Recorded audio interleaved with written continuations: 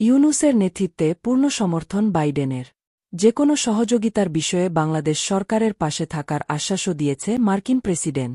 প্রধান উপদেষ্টা মুহাম্মদ ইউনূসের নেতৃত্বাধীন অন্তর্বর্তীকালীন সরকারের প্রতি তার সরকারের পূর্ণ সমর্থন দেওয়ার কথা বলেছেন যুক্তরাষ্ট্রের president Joe Biden.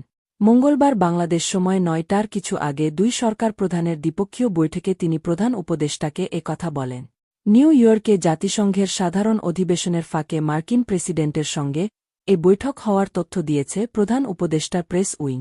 Press wing থেকে জানানো হয়, বৈঠকে মুহাম্মদ ইউনূস বিগত সরকারের আমলে সকল ধরনের নিপীড়নের বিরুদ্ধে শিক্ষার্থীদের সাহসী ভূমিকা ও বৈঠকে প্রধান উপদেষ্টা বলেছেন, দেশ পুনর্গঠনে তার সরকারকে অবশ্যই সফল হতে হবে। এ সময় মার্কিন প্রেসিডেন্ট যেকোনো সহযোগিতার বিষয়ে বাংলাদেশ সরকারের পাশে থাকার আশ্বাস দেন। বাইডেন বলেন, শিক্ষার্থীরা যদি দেশের জন্য এত ত্যাগ স্বীকার করতে পারে, তাহলে তাদেরও যুক্তরাষ্ট্র সরকার পূর্ণ সহযোগিতা করা উচিত। প্রেস উইং জানায়, বৈঠকে প্রধান উপদেষ্টা জুলাই বিপ্লব চলাকালীন এবং এরপরে বাংলাদেশি শিক্ষার্থীদের আঁকা দেয়ালচিত্রের ছবি সংবলিত দ্য আর্ট অব ট্রায়াম্ফ শীর্ষক আর্টবুক বাইডেনকে উপহার দেন। জাতিসংঘ মহাসচিবের সংবর্ধনায় মুহাম্মদ ইউনূস। নিউ ইয়র্কে জাতিসংঘের মহাসচিব আন্তোনিও গুতেরেসের সংবর্ধনায় যোগ দিয়েছেন প্রধান উপদেষ্টা মুহাম্মদ ইউনূস। জাতিসংঘ সদর দপ্তরে স্থানীয় সময় মঙ্গলবার রাত ৮টায় সংবর্ধনা অনুষ্ঠানে বিশ্ব নেতাদের স্বাগত জানান মহাসচিব।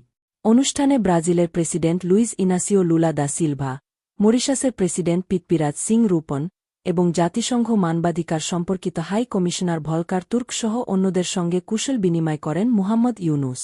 জাতিসংঘের সাধারণ পরিষদের ৭৯তম অধিবেশনে যোগ দিতে বর্তমানে নিউ ইয়র্কে অবস্থান করছেন প্রধান উপদেষ্টা ইউনূস। অধিবেশনের ফাঁকে বাংলাদেশের কোনো শীর্ষ নেতার সঙ্গে যুক্তরাষ্ট্রের প্রেসিডেন্টের এটাই প্রথম বৈঠক। জাতিসংঘে বাংলাদেশের স্থায়ী মিশনের একজন কূটনীতিক বলেন, এর আগে কোনো বৈঠক হয়নি। বাংলাদেশের সরকার প্রধানদের সঙ্গে সবসময় যুক্তরাষ্ট্রের প্রেসিডেন্টের সাক্ষাৎ হয়েছে সংবর্ধনা অনুষ্ঠানে।